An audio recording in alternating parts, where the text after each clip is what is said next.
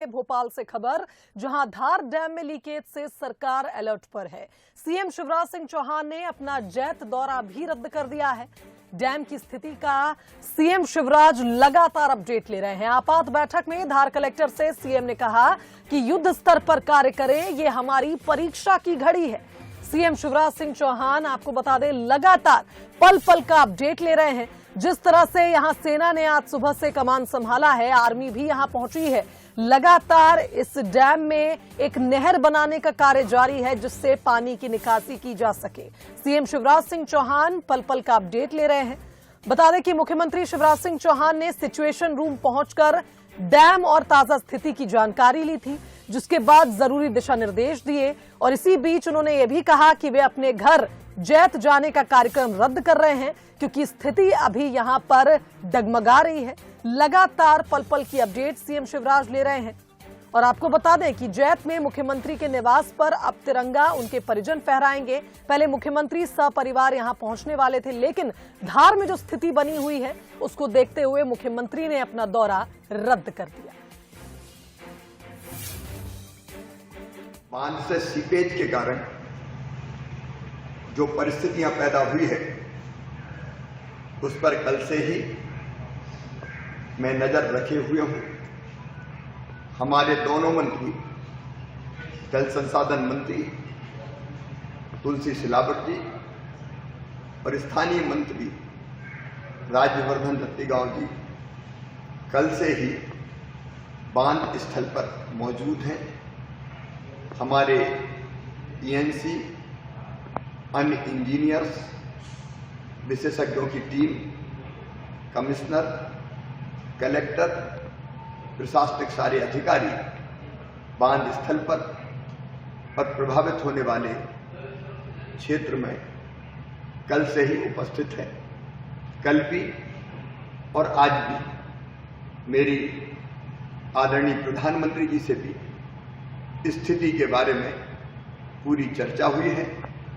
हमने जो विशेषज्ञ हैं, एक तो हमारे रुड़की के doctor NK. Goyal, professor IIT Roorkee, उनसे हम लगातार संपर्क में हैं। वो हमें गाइड कर रहे हैं। डॉक्टर बनवोरकर, जो राष्ट्रीय विशेषज्ञ है बांध सुरक्षा के, उनका भी मार्गदर्शन प्राप्त हो रहा है। भोपाल से कंट्रोल रूम से सीएस और एसीएस दोनों, एसीएस जल संसाधन और एसीएस होम, निरंतर स्थिति पर नजर रखे हुए हैं। हमारा प्रयास है कि एक बाईपास चैनल बन जाए, जिससे पानी बाईपास करके निकाला जा सके। तस्वीरें टीवी स्क्रीन पर देख रहे हैं किस तरह से यहां पर डैम फूटने का डर लगातार बना हुआ है। और इस बीच आर्मी ने भी अब मोर्चा संभाल लिया है। मौके पर मंत्री भी मौजूद हैं। राज्यवर्धन सिंह दत्तीगांव और मंत्री तुलसी सिलावट कल से ही यहां पर मौजूद हैं। इधर सीएम शिवराज सिंह चौहान भी सिचुएशन रूम में पल पल का अलर्ट ले रहे हैं, पल पल का अपडेट ले रहे हैं। आपको बता दें कि खतरे में 18 गांवों का अस्तित्व है, और ऐसे में 18 गांवों में मौजूद लोगों को कल ही एक सुरक्षित स्थान पर पहुंचाया गया। इन 18 गांवों को खाली करा दिया गया है, क्योंकि अगर यहां पर तेज बारिश होती है तो डैम फूट सकता है और उसके बाद यहां पर जल प्रलय की स्थिति बन सकती है। वहीं दूसरी ओर हम अगर देखें तो लगातार सेना ने मोर्चा संभाला हुआ है। एक बाईपास नहर का निर्माण यहां किया जा रहा है, ताकि पानी का जो दबाव डैम पर है उसे कम किया जा सके। डैम में लगातार रिसाव हो रहा है, सरकार भी अलर्ट पर है। और जैसा कि सीएम शिवराज सिंह चौहान ने कहा, परीक्षा की घड़ी है, सभी को अपना कार्य सही ढंग से करना चाहिए।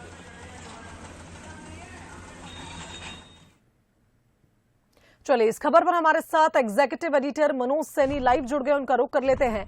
मनोज जी, स्थिति गंभीर है, लगातार प्रशासन भी अलर्ट पर है, और हमने देखा बाईपास नहर बनाने का कार्य एक ओर जारी है, दूसरी ओर मुख्यमंत्री भी सिचुएशन रूम से लगातार पल पल का अपडेट ले रहे हैं। और आज वे जैत जाने वाले थे, लेकिन इस दौरे को भी उन्होंने रद्द कर दिया। देखिए, कारम नदी के तट पर ये डैम बना हुआ था। कारम डैम के नाम से इसको जाना जाता है और इससे यदि ये डैम तैयार हो जाता तो बड़ी मात्रा में लोगों को फायदा होता, सिंचाई के साधन उपलब्ध होते। लेकिन अचानक उसमें रिसाव आया, उसके बाद से स्थिति भयावह बनी हुई है।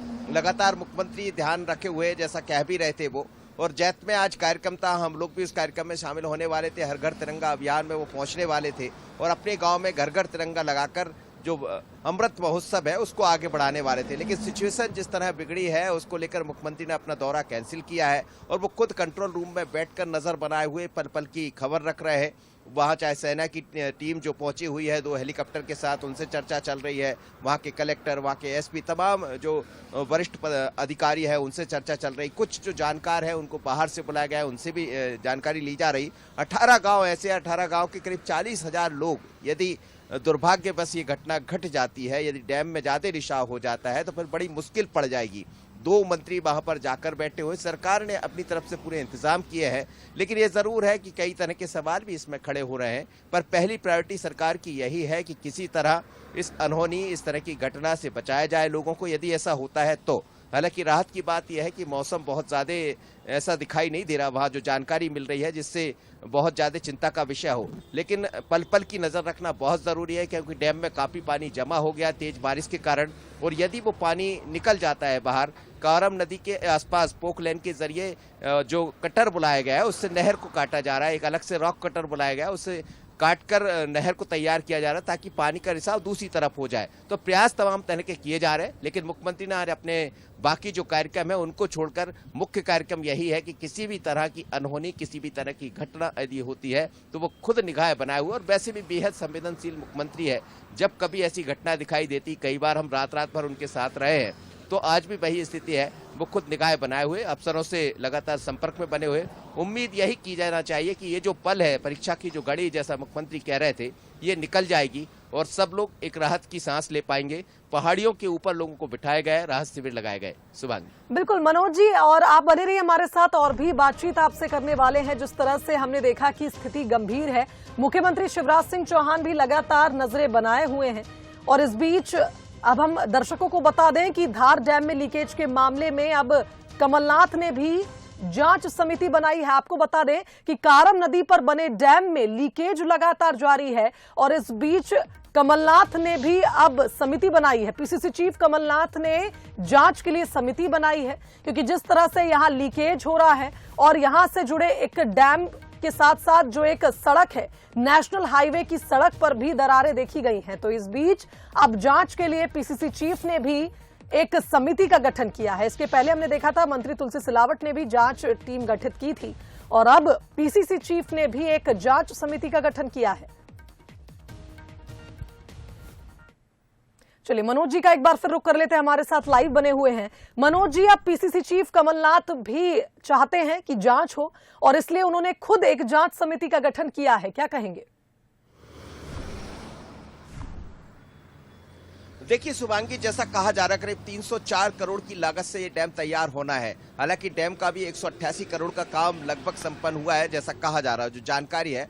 लेकिन सवाल यही है कि यदि इतना पैसा खर्च हो रहा है तो फिर कहाँ ऐसी गड़बड़ी, कहाँ ऐसी लापरवाही हुई है, और विपक्ष का ये धर्म भी बनता है और विपक्ष को मौका भी मिलता है। तो कमलनाथ इस बार ये समझ भी आ रहा है कि कोई भी घटनाक्रम हो वो एक्टिव मोड पर बने हुए, जहां भी ऐसी घटनाएं होती है तो अपनी टीम भी गठित कर देते हैं। अभी भी जो टीम बनाई गई है उसमें बाल मुकुंद गौतम जो अध्यक्ष है जिला कांग्रेस के, उमंग सिंगार पूर्व मंत्री, सुरेंद्र सिंह हनी बघेल, संजय शुक्ला विधायक है, विशाल पटेल विधायक है, प्रताप ग्रेवाल विधायक है, प्राचीलाल मीणा जो उसी क्षेत्र से धर्मपुरी से आते, धर्मपुरी में ही ये डैम है, हीरालाल अलावा विधायक मनावर, ऐसे तमाम लोगों को जो क्षेत्र के रहने वाले हैं समिति में शामिल किया गया, जो एक पूरी जांच रिपोर्ट कमलनाथ को सौंपेंगे। उसके बाद विपक्ष का क्या रुख होता है इस पर ध्यान दिया जाएगा। यानी डैम को लेकर सियासत भी गर्म है, दूसरी तरफ सरकार अपनी तरह से उपाय जुटाने में लगी है कि कैसे यदि घटनाक्रम कहीं हो जाए दुर्भाग्यवश तो फिर उस पर कैसे ठीक किया जा सके, लोगों को कैसे सुरक्षित स्थान पर पहुंचाया जा सके। लेकिन दूसरी तरफ विपक्ष भी हमलावर है और ये उसका उदाहरण है। सुबह बिल्कुल सही कहा मनोज जी, आपने बहुत धन्यवाद तमाम बातचीत के लिए। तो देखिए, एक और जहां तमाम प्रयास किए जा रहे हैं, बाईपास नहर बनाई जा रही है कि स्थिति को संभाला जा सके। स्थिति नियंत्रण में है, लेकिन अगर बारिश होती है, तेज बारिश का दौर यहां लगता है, तो उस बीच अगर डैम फूटता है तो किस तरह से यहां समाधान निकाला जाए, इस पर लगातार सरकार नजरें बनाए हैं। सीएम शिवराज लगातार पल पल का अपडेट ले रहे हैं। वहीं दूसरी तरफ विपक्ष की ओर से पीसीसी चीफ ने जांच समिति का गठन किया। अपने स्तर पर भी वो चाहते हैं कि इस पूरे मामले की जांच हो। तो सियासत भी तेज है, लेकिन फिलहाल स्थिति गंभीर है और लगातार सरकार इस पूरे मामले पर नजरें बनाए हुए है।